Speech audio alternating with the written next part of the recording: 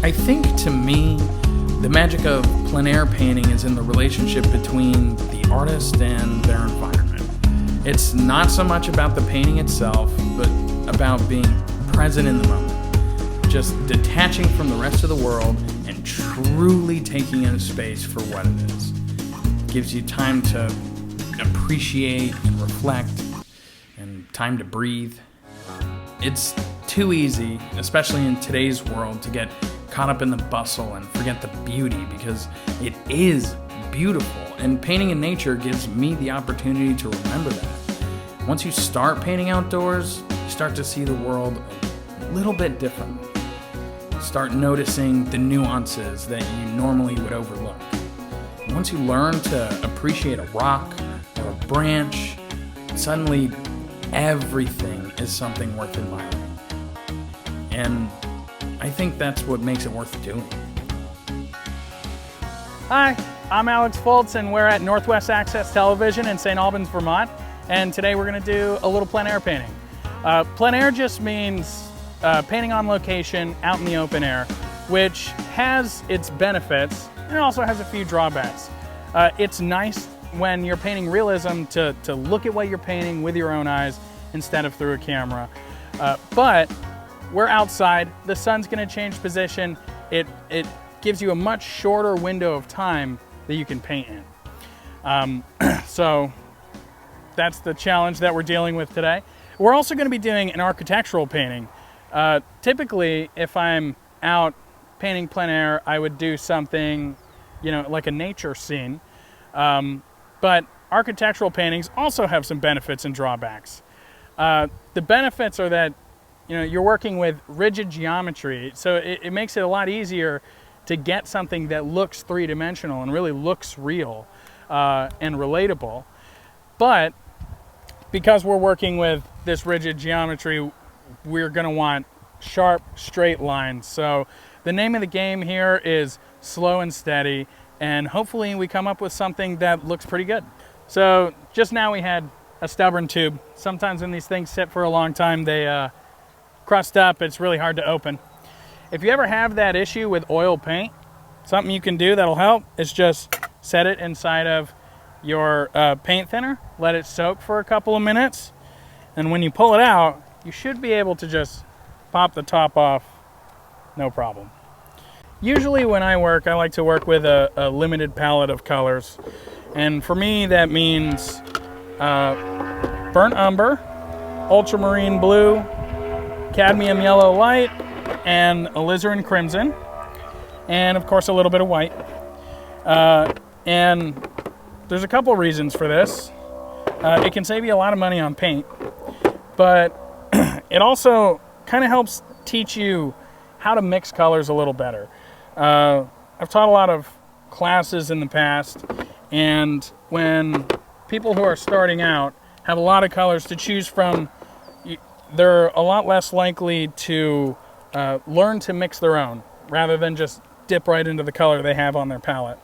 And getting an expressive, interesting, and realistic painting really does require that you mix your own colors and get them as accurate and interesting as possible. Got all our paints ready to go, and so are we.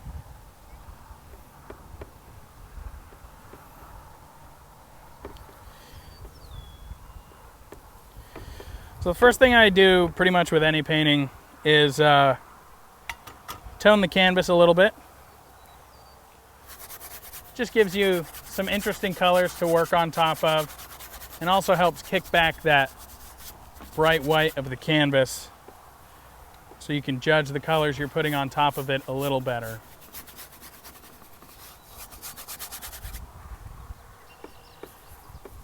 I like to go for a sort of reddish brown. Usually when I'm painting outside, because there's a lot of greens in nature, and green and brown, or green and red, play really nicely off of each other.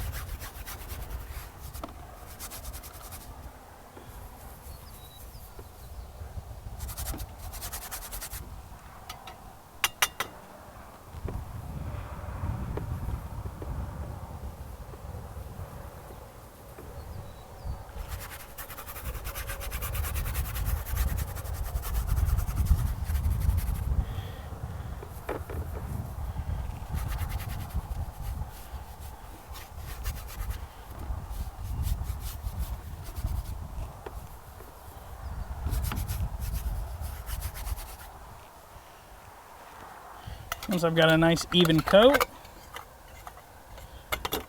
I'll just grab a little paper towel here, knock back that wet paint, give myself a slightly drier surface to work on.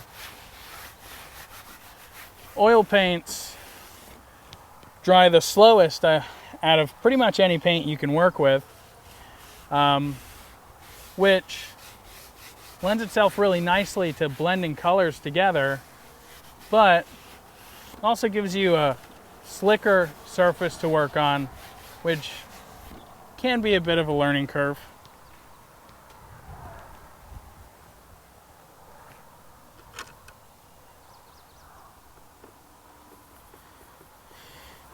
Then we'll just start in.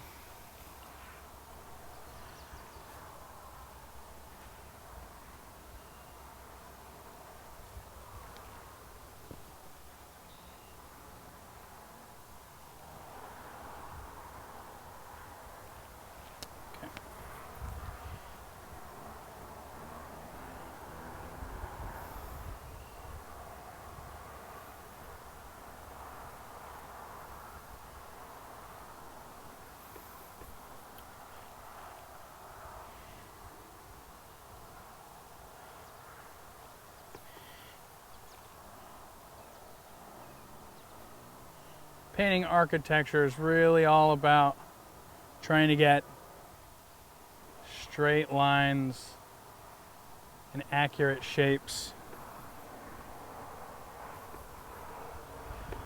So when you're painting a nature scene, a tree can be any shape, a building can't.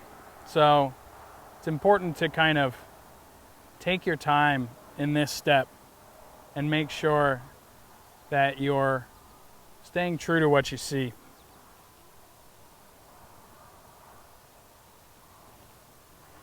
The creative part of this process can come from the way you pick your colors and represent your light, but when you're painting a building, you really want your drawing to be solid.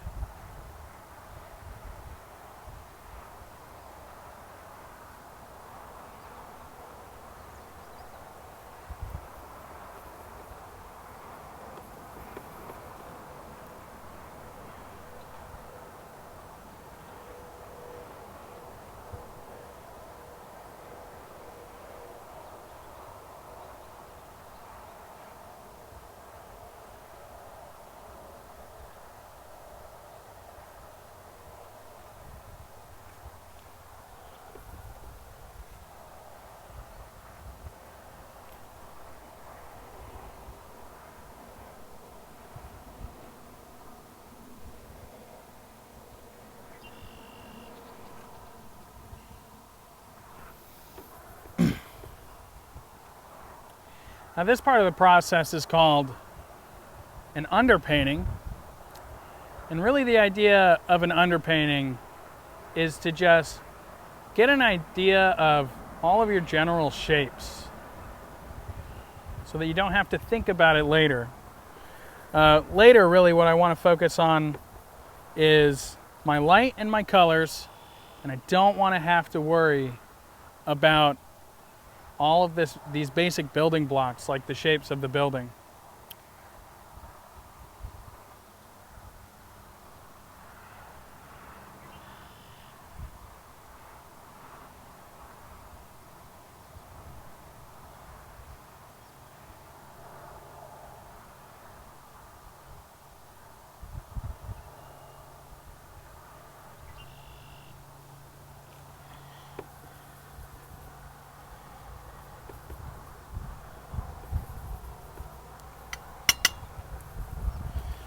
I'll also use this as an opportunity to kind of block out where I want some of my shadows to go.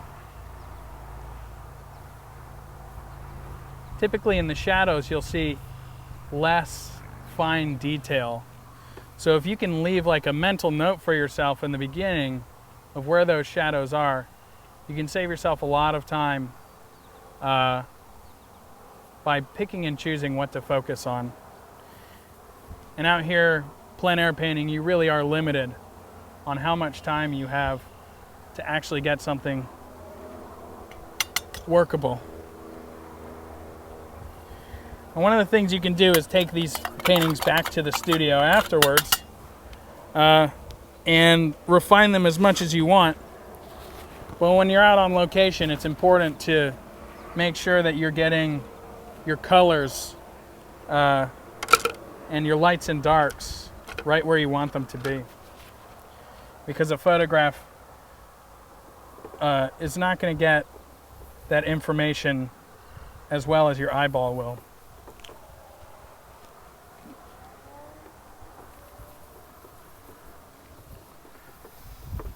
And with this, I think this is a solid enough foundation to start working my colors in.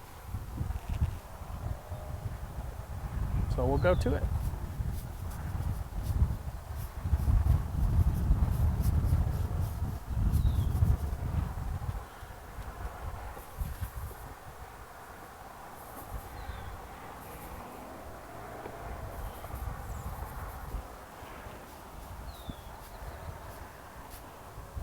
You'll notice that in these beginning stages, I'm going to be using a lot of really big brushes. There's a couple reasons for that. They cover a lot of ground very quickly, which you'll need out here. But they also help prevent you from getting sucked into little details that you really don't need to focus on very early in the process.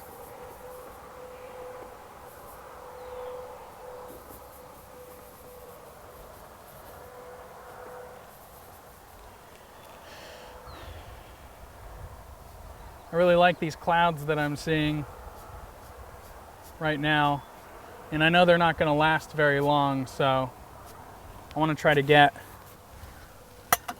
some of these clouds blocked in now before they disappear on me.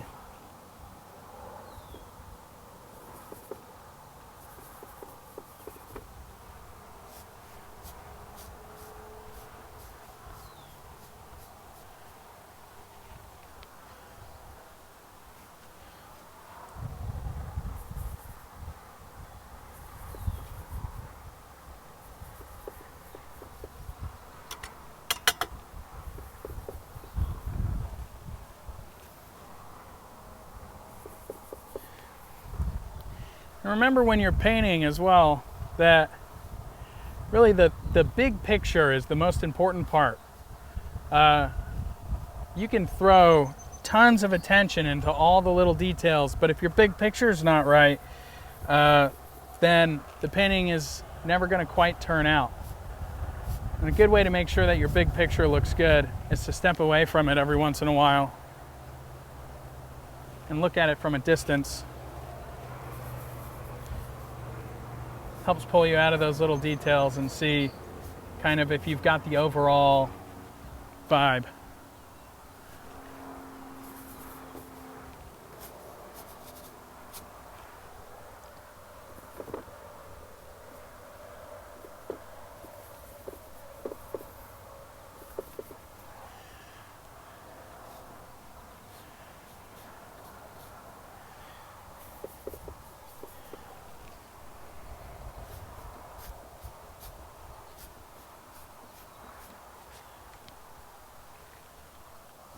Like that.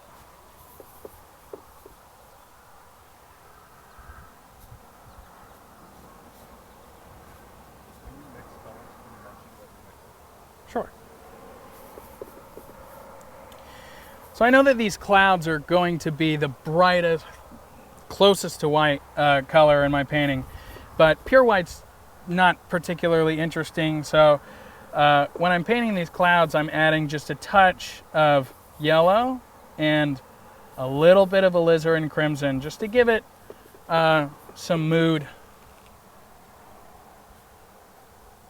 This is a golden hour painting, so kind of working that goldish hue in there is really going to help.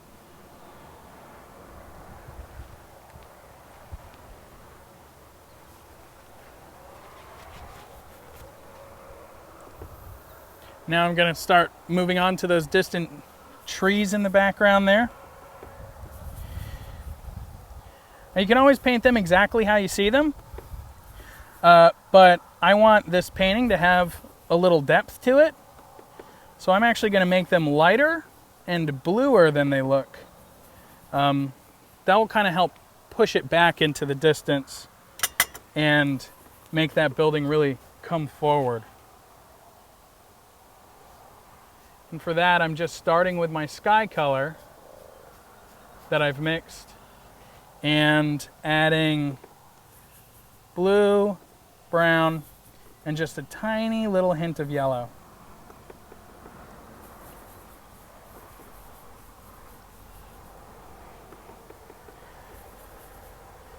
Mixing colors definitely takes time and practice.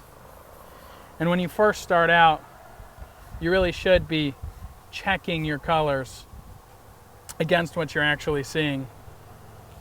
When you're doing that out on location, you can just load your brush up with the color that you want, hold it out in front of you like this, and compare it to the color of what you're actually looking at. Make your adjustments from there.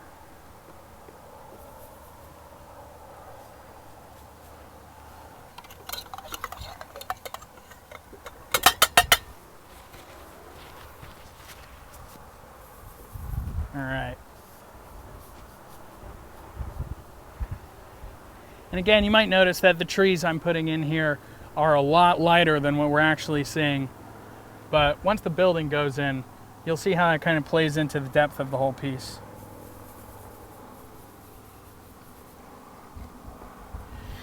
Now, because the building is my main focus, I'll go ahead and throw in a little bit of green for that grass. Now, green in nature is never just pure green. You're going to want to, a lot of the times, add just a hint of red to it to make it feel a little more natural.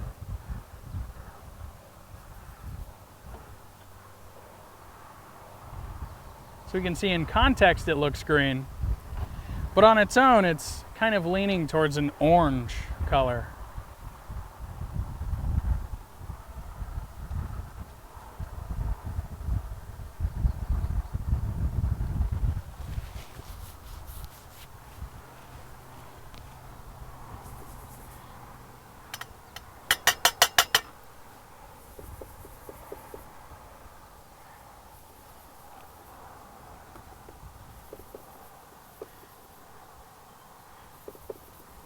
We've got the driveway here, which is going to be the second lightest thing in the scene.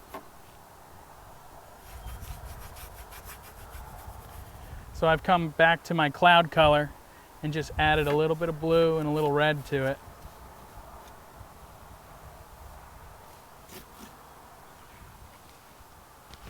All right. Now that we've got that generally blocked in, we're not going to mess with it too much because that's really just there to support the focus of the painting, which is going to be this building. This is where we want to start taking our time and focusing a little more.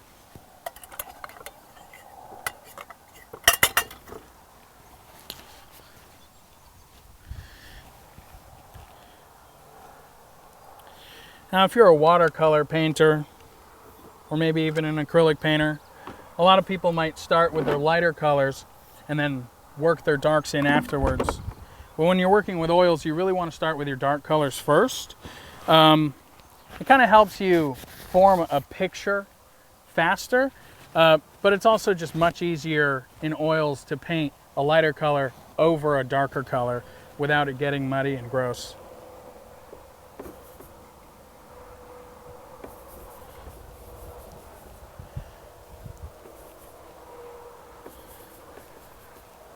And the first thing I'm noticing in the shadows on this building is that they are significantly more red and warm than the light that's hitting it right now. I want to make sure that I bring that into the painting as well.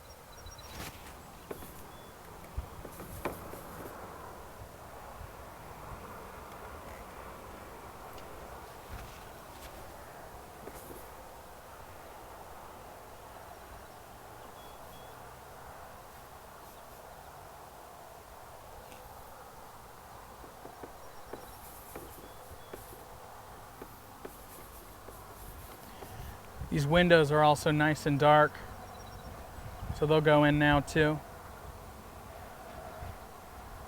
It'll help add a little bit of contrast to this front side of the building that's really getting blasted with light.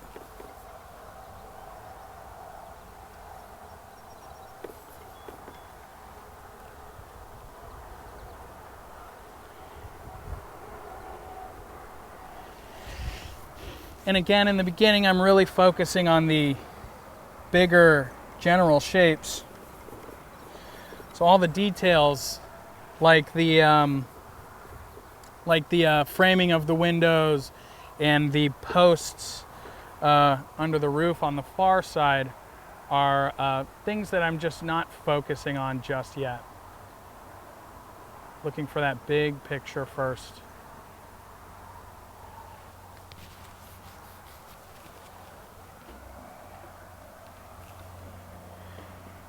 And if you ever find that your canvas is getting just a little too much light and glare, just tilt it up towards you.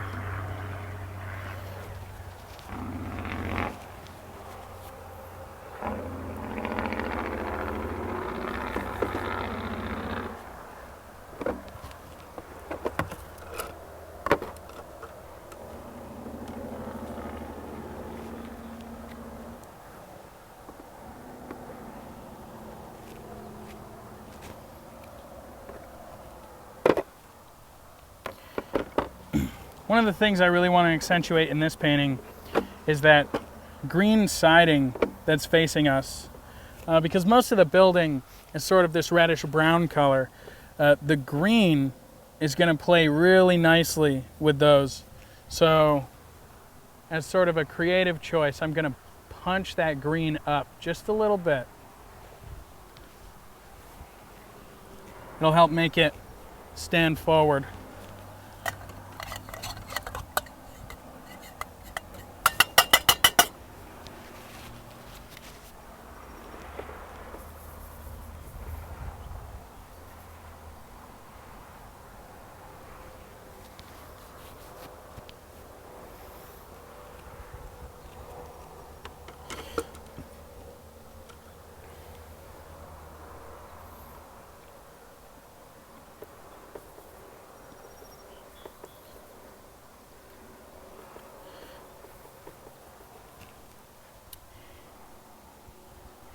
You might notice that this is the first time I've switched to a smaller brush. I really try to work with the biggest brush I possibly can at any given time. Again, it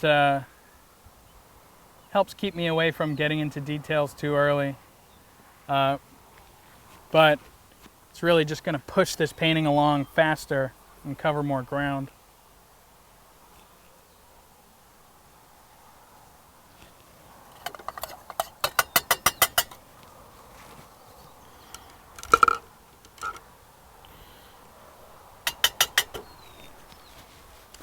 And at this point, I've got most of my shadow shapes in, and I like where they're at. It's looking pretty good. So now I'm going to work from my darkest colors up to my lightest. And the next darkest color I'm seeing is this right-facing wall of the building. So that'll be the next place that I go. And again, I'm going to start with the shadow color and sort of mix into that and lighten it up a little bit. When you lighten a color, you never want to just add white. That will lead you to a very flat, kind of boring looking painting. Anytime your level of light and dark changes, your color is going to change with it. So you really want to pay attention to how those colors are shifting and make sure that you represent those accurately.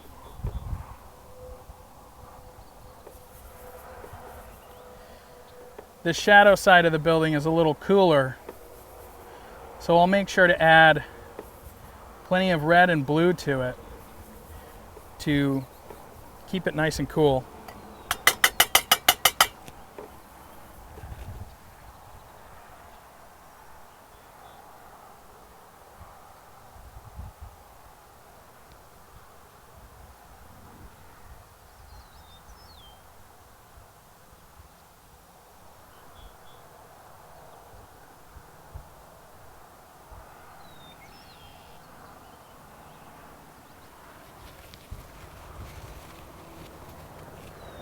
Again, not focusing on the big or the little details, just the big shapes and the big picture.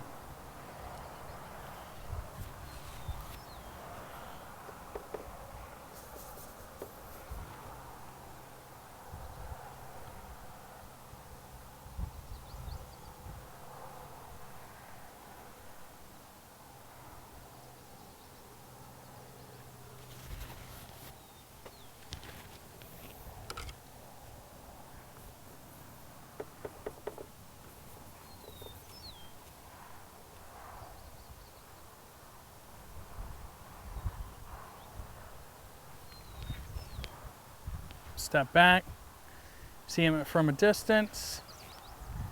I'm liking what I'm seeing so far.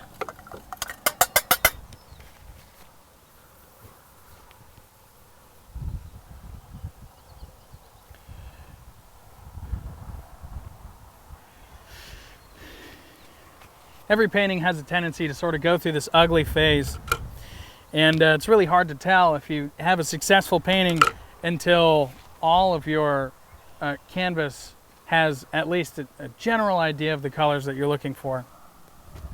So don't give up just because it looks kind of rough. Trust that once you get it all in there, you'll be in business.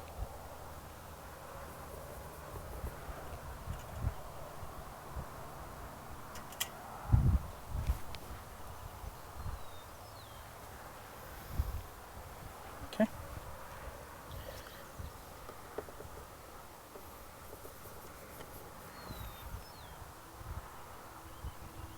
Mark that window in.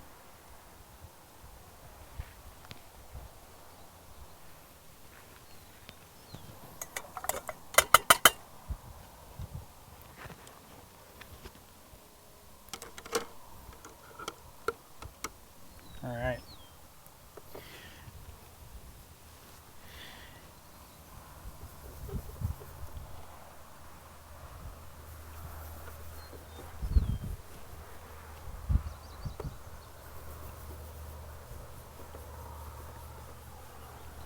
Now I'm going to move up one more step into some lighter colors.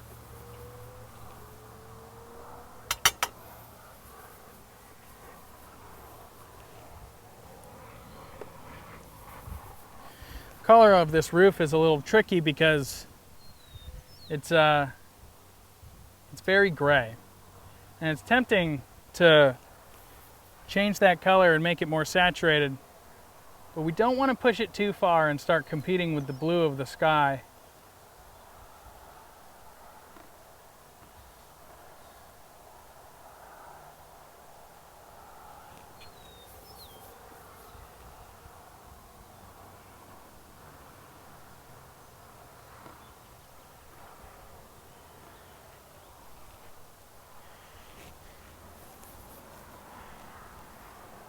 And when I'm working around these edges, I really want to be doing very slow, intentional strokes so that I can get a straight, clean line.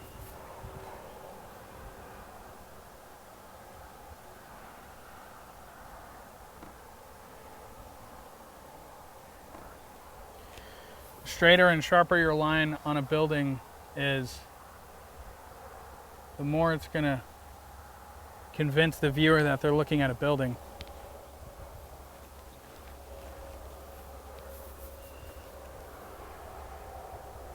And I think that's probably my favorite part of painting.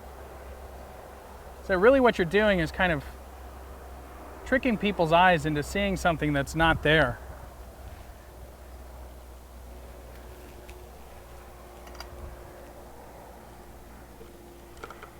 It looks like a building, but just a bunch of colors smushed around on a canvas.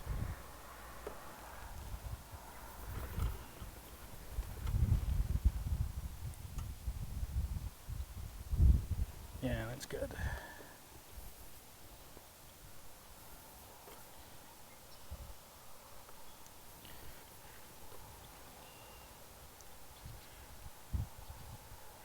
The more you work with a particular palette of colors, the more you'll kind of learn how they work together.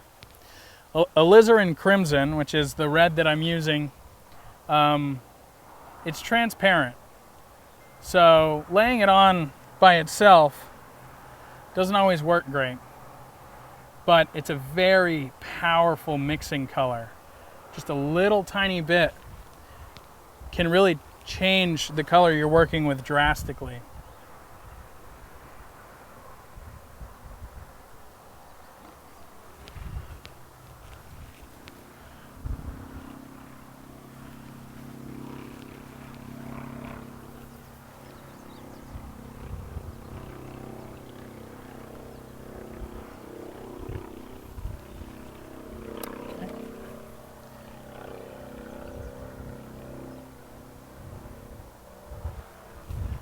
There we go. And we don't want to overstate anything too much, so I think that's good on the roof. There's a little bit of a reflection I'm getting in there, which might be nice to throw in. Let's see what happens.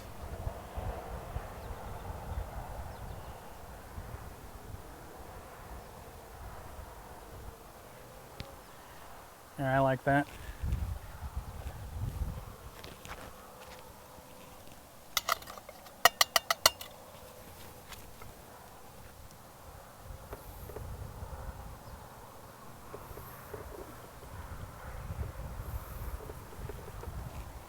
This front-facing side of the building is really where all the light's coming in.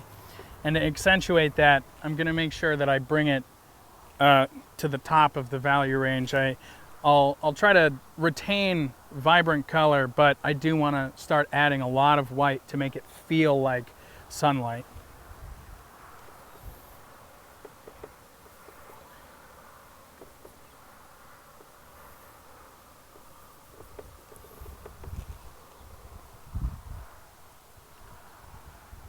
There we go.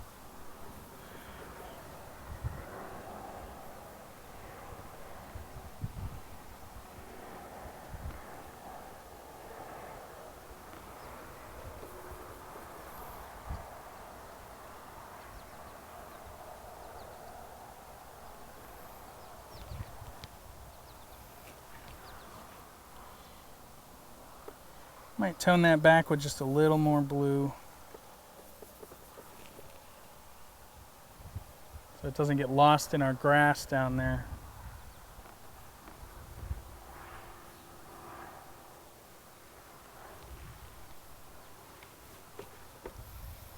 I'll also come in and just very gently feather the edge of this shadow. Just a light touch of the brush.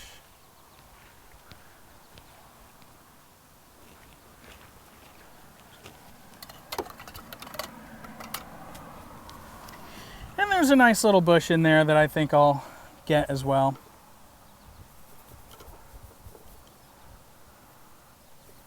Everyone loves a nice bush.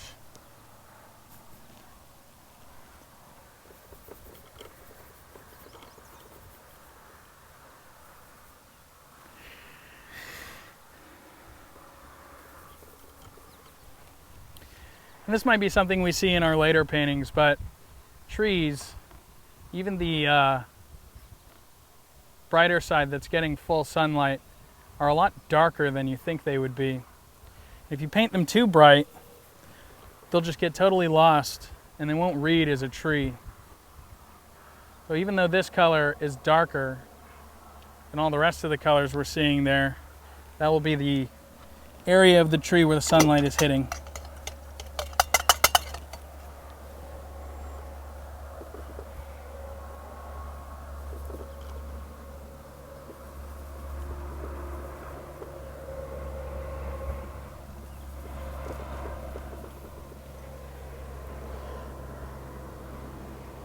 I'll come back in, mark in some of that shadow.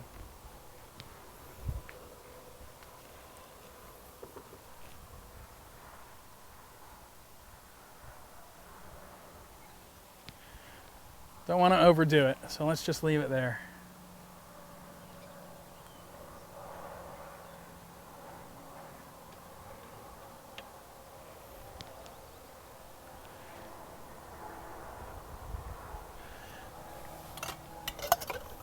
All right.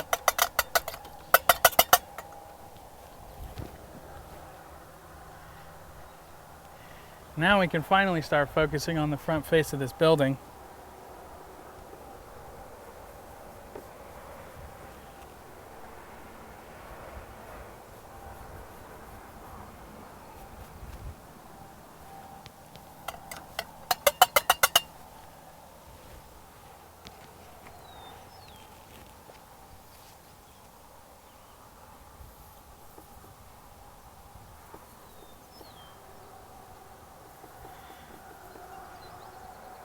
And again, I want to accentuate that golden hour light.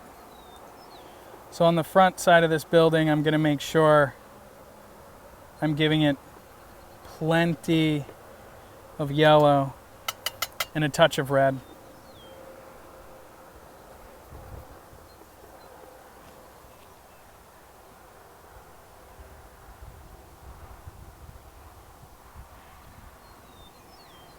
Slow and steady.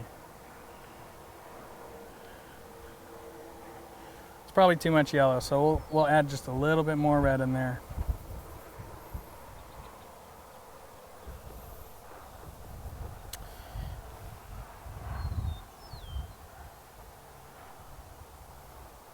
Yeah, just a little.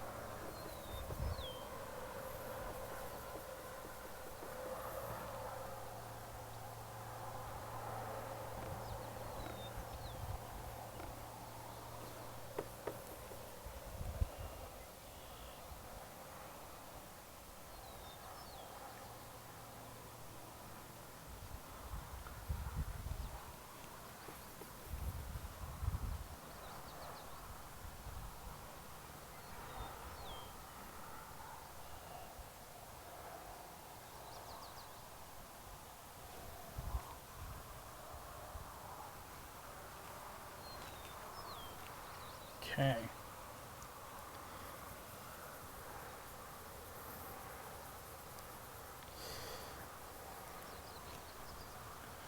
And a lot of what painting is about is this sort of back and forth. Now that I put that light side in, and I really like it, it feels like the sunlight's hitting it the way that I want it to. But this other face of the building feels just a tad too dark now. So I'll come in with a slightly lighter color and just kind of help brighten that up.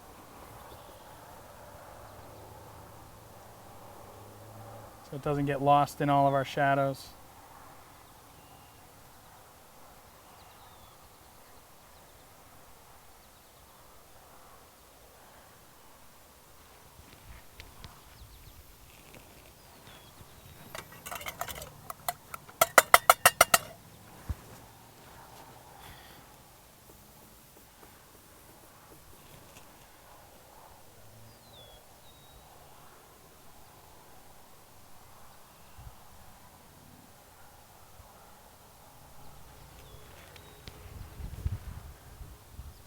Okay, that feels pretty good.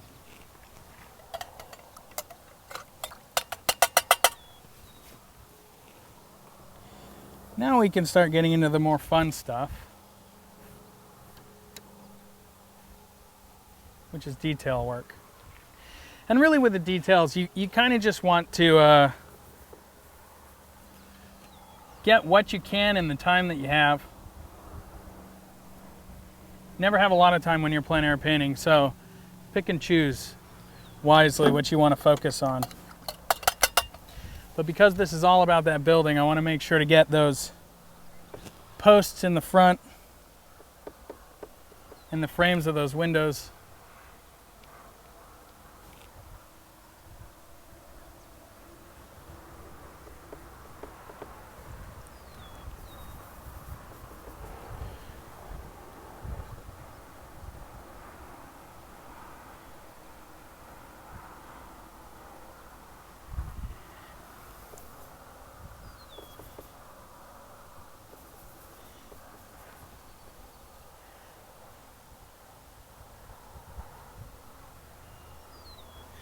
We're really just making simple statements here. You don't need a ton of details to communicate what you're trying to communicate.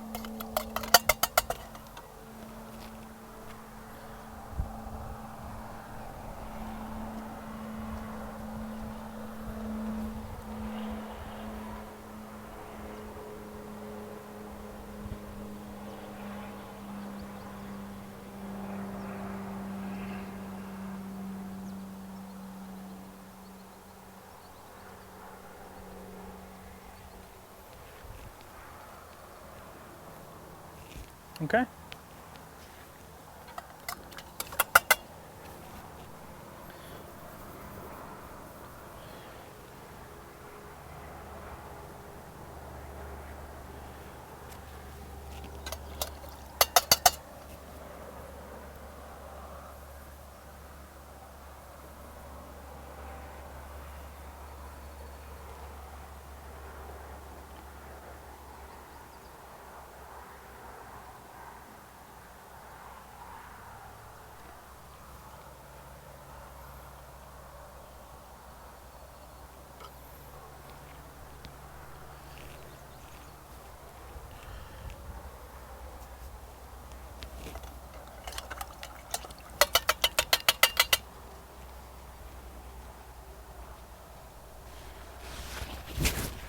All right, closing in now.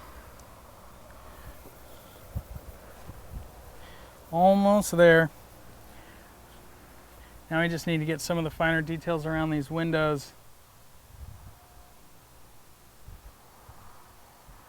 And again, I can't overstate it enough.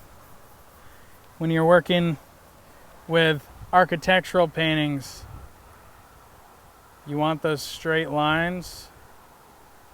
It's all about slow and steady.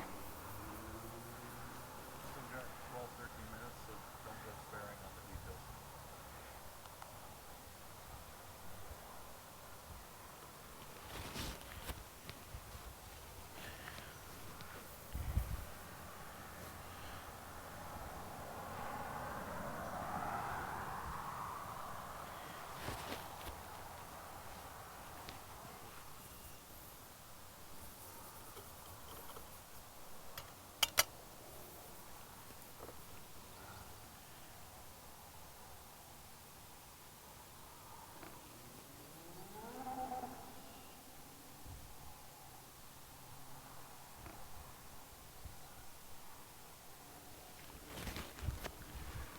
There we go. And again, as this framework wraps around that shadow side of the building, it's getting darker, but it's also changing color and getting a little cooler. So I'm going to add a touch of blue and a touch of red to it to help show where that light is hitting.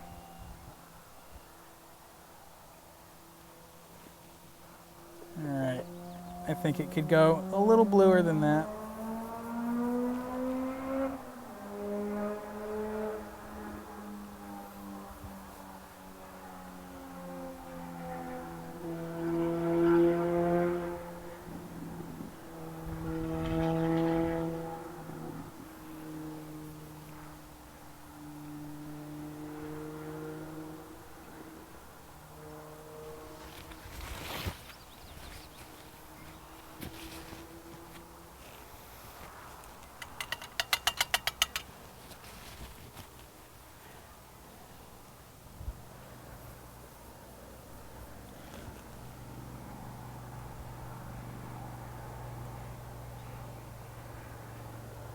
There we go.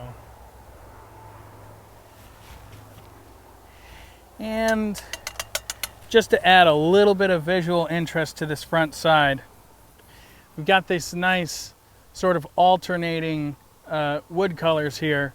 It gets a little darker and lighter in certain places. So I'll come in with a darker brown here, kind of pull a few planks out of there.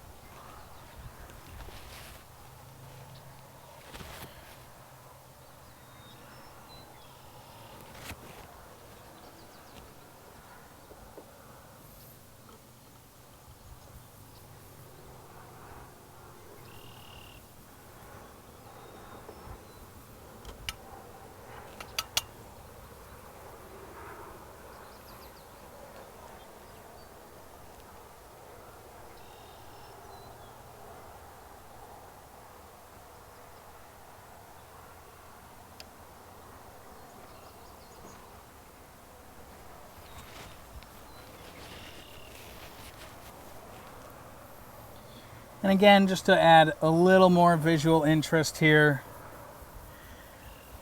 I'm going to mix up a bluer color to sort of distinguish the sidewalk from the paved driveway. If you want a little texture in it, you can do this sort of scrubbing motion. Adds just a little visual noise.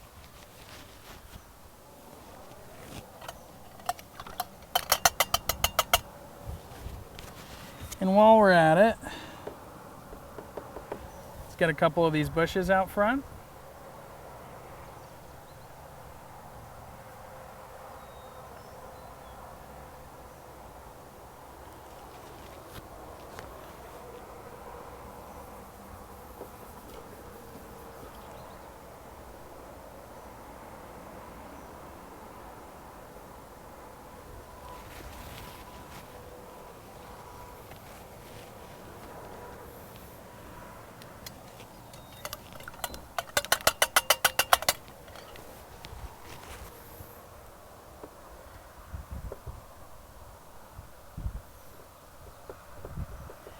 And of course we can't forget that beautiful Vermont maple leaf on the side there.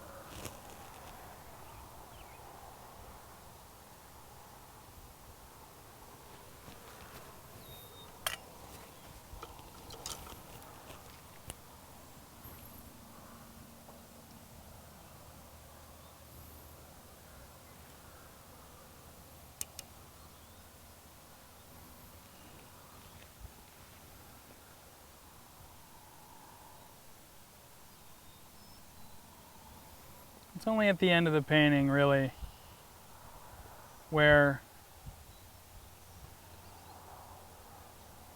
I'm going to pull out my smallest brushes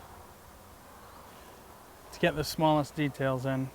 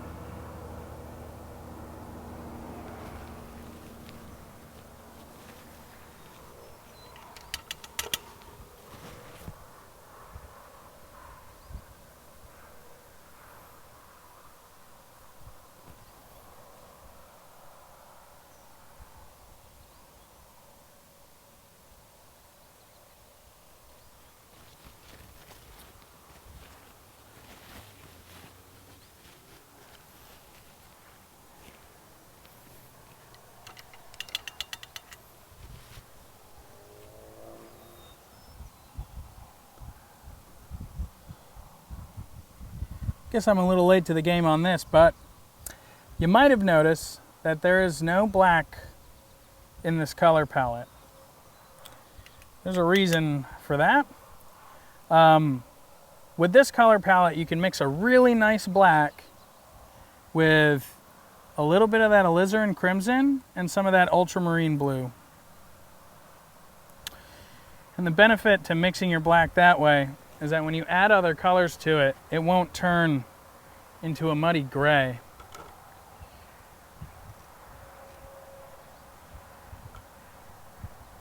But it can also get you a nice dark black, just as good as anything out of a tube.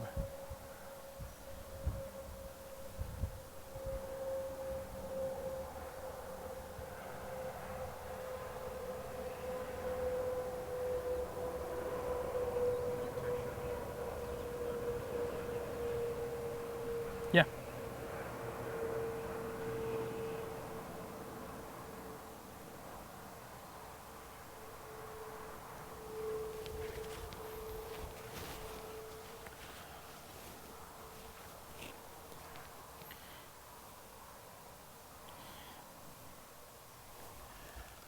We'll add just a hint of this shadow of the top part of the roof here.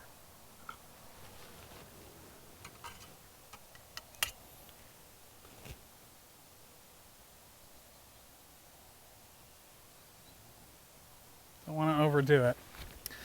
And then just to bring that front wall in line with the boards that we put on the side wall, we'll add a little bit of texture there as well.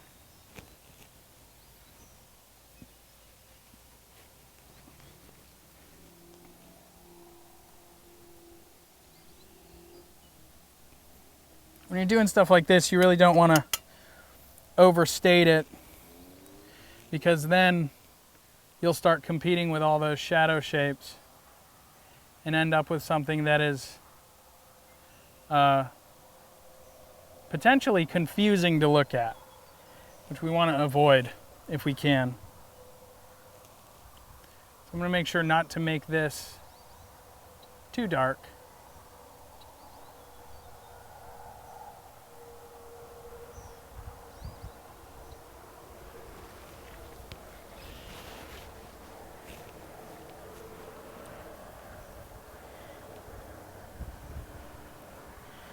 And because we're already working with it, we'll add just a hint onto this side wall again.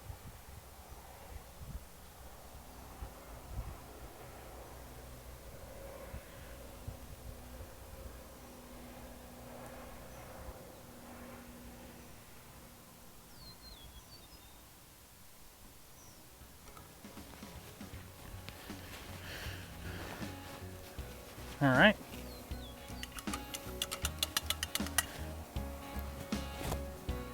And as we start to lose sunlight, I think we can call that pretty good. So, last but not least, sign your name.